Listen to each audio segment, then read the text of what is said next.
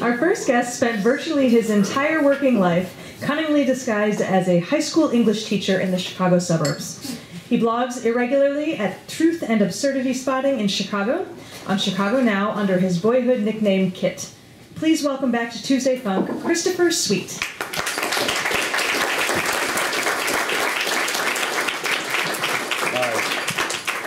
Is that okay? I'm not blogging anymore. Oh no! Thank God. And I want to thank not only God, but also Andrew and Eden for inviting me back again and again and again. And I want to tell you what I'm going to be reading. It's I decided to start a novel, pure fiction. So this you're going to witness the first few steps on a very long road that may lead nowhere. It's a piece of fiction, pure fiction, about a boy who is a balloon, a blue balloon, an inflatable blue balloon. And he's a legendary superhero. I was thinking of John Wesley Harding, Bob Dylan's song. You know, John Wesley Harding was a friend to the poor. He traveled with a gun in every hand.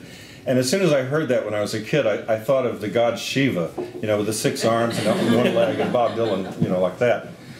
And it's also a bit of, the documentary voice of the time that I grew up in. And then the Flashman series. If any of you know the Flashman books, he's a British,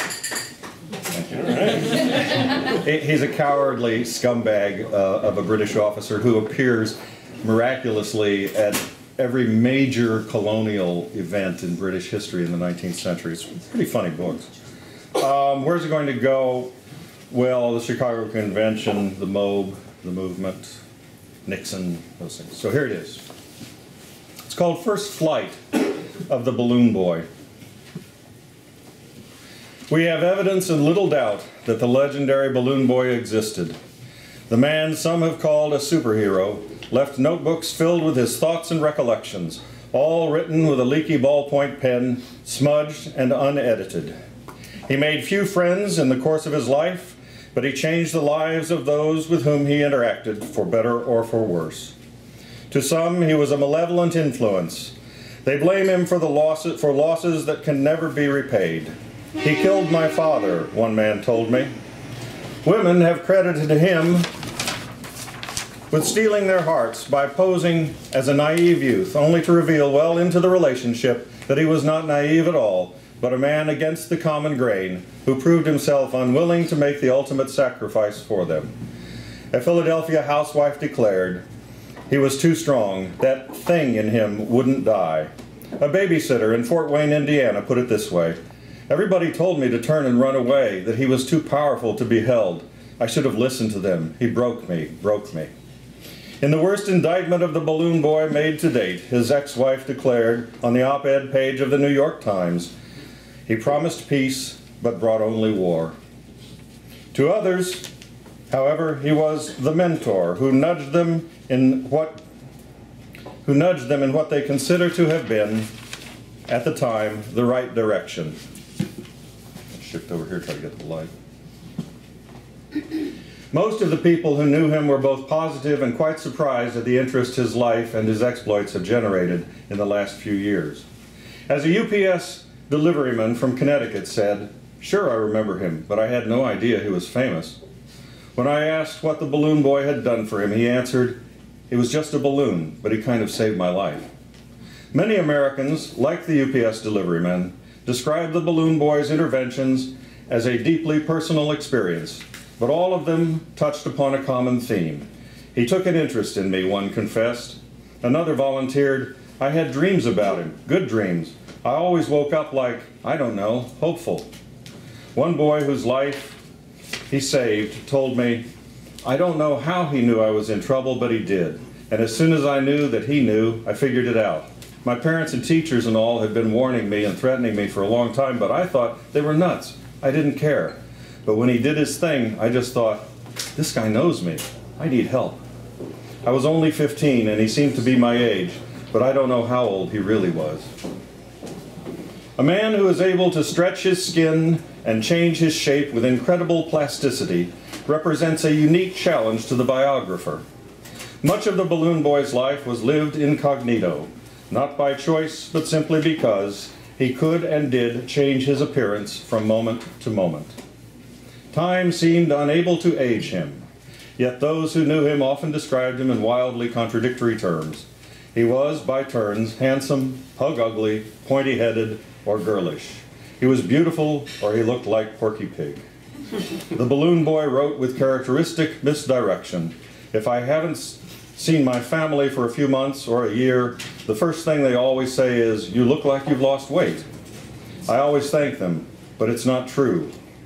I was always a little deflated by going home, or else they just saw what they wanted to see." The question that haunted him all his life, the question that we have set out to answer, lies at the heart of the balloon boy legend. It is a journal entry. In a journal entry fraught with frenzy and despair, he wrote, "Who am I, and why am I here?" Aldous Harker Beardsley, a.k.a. the Balloon Boy, was conceived under controversial circumstances during the breathing space between the end of the Second World War and the beginning of the Cold War, when hopes ran high that the Allied victory would bring about lasting peace and cooperation. But the first 5 years of the Balloon Boy's life, from 1948 through 1953, saw the proliferation of thermonuclear weapons, the efforts of Hindu and Muslim to exterminate each other and their neighbors the Sikhs over the partitioning of British India and the Kashmir, the rise of Communist China, the Korean War, the Berlin blockade, and the end of the alliance that had defeated Hitler and Tojo. The response of Western leaders to communist aggression was a strategy of mutually assured destruction, the threat of a nuclear holocaust that would end all life on Earth in the event of another world war. Living in a more enlightened time, we must ask ourselves why anyone would wish to bring children into such a world. In hindsight, the post-war baby boom is either an inexplicable cruelty or a foolish expression of blind, deaf, and dumb optimism. But we must remember that when the baby boom began, Americans didn't know what lay in their future. We had won the war and prevailed over economic adversity, but we had not yet created the arsenal of atomic suicide pills snugged inside B-52s that we kept constantly aloft, nuclear submarines we sent to thread the deepest seas, and underground missile silos with which we scarred the Great Plains. It would be misleading to say that the baby boom resulted from a sudden explosion of sexual activity. There had been plenty of sex during the war. A stroll through London's Marble Arch on any night of the week would reveal GIs lined up to be received by women wearing military overcoats and, one hopes, sensible shoes. The expression marble arching refers to sexual intercourse while standing. The woman leaning back against the sides of the great monument, opening her coat for the GI and closing it around him while he dropped his trousers and did his business, as it were, behind a curtain.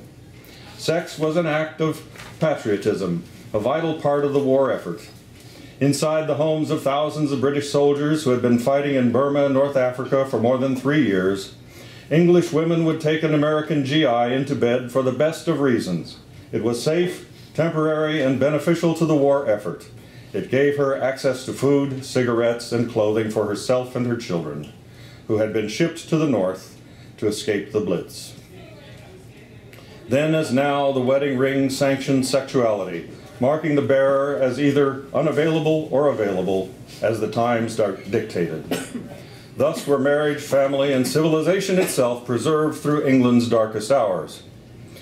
Americans back home waged a different kind of war. There was no Blitz to bring strangers together, no foreign soldiers shipped in for the duration, later to be shipped out. The war effort wears the face of factory labor performed by those left behind, in many cases able-bodied women, married to GIs serving overseas.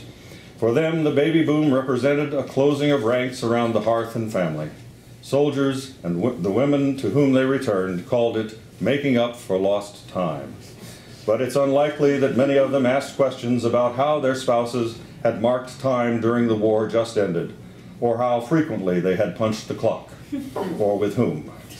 Time, as they say, marches on. For some of the women who were left at home, the intensity of their need must have been matched only by the surprising urgency and frequency of sexual expression they received from their demobilized spouses. Where, they might have asked themselves afterward, did Johnny learn to do all that? Not a single soldier returned from the war knowing less than when he left home. The best Americans could do was to retrench inside the circled wagon train of family life. To get the ball rolling, all they had to do was toss the condom in the wastebasket. The post-war baby boom was simply this. American boys came home and did what war had sanctioned on the streets and in the cold bedrooms of London, Paris, Rome, and Berlin, Honolulu, Sydney, Manila, and Tokyo. It is too easy to idealize the generation that prevailed in the Second World War as morally superior to our own. The Kinsey reports on American sexuality dating from 1948 and 1953 note that 10% to 17% of American females from age 26 to 50 were engaging in extramarital sex, and 26% had experienced extramarital coitus by their 40s.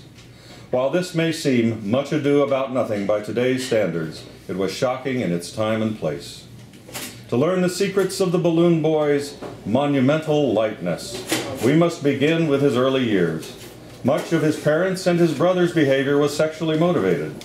Their secrecy with regard to his identity and his place in the world was, for the most part, driven by their fear of annihilation and a bomb burst of shame and demonstrable inadequacy. Some observers have theorized that the balloon boy's parents never intended to have a child, and that they rejected him, producing in the boy an overwhelming desire to be of use to the world. But the evidence does not support such a conclusion.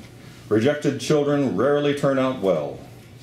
They find their social utility wherever America has organized an open season on restraint in human interaction. They are easily led into a life of organized crime, politics, or law enforcement. The drug pusher, the politician, and the policeman are useful occupations for people who want to channel their violent and antisocial impulses into sanctioned forms. But Harker was not a rejected child. He was loved, cared for, and protected to the extent that we can say, with confidence, he was isolated from the hard truths of his reality. And I am going to skip the actual description of his first flight, what causes it. He's running from his mother. He flies from his mother's energy. To the end of the chapter, without the benefit of metaphor or the boon of figurative language, he felt himself becoming lighter than air, and rising out of his chair, he floated above his mother, hovering there for a moment before scraping his ever-expanding head on the ceiling. He realized he had to get as far away from home as the wind would carry him. But acknowledging that he was only 9 years old and incapable of surviving on his own, or turning pages, he sighed, and when he felt once again the chair under his seat, he stood and walked into the den, turned on the television, and flopped on the couch. The program was omnibus. The subject was intercontinental ballistic missiles. Thank you.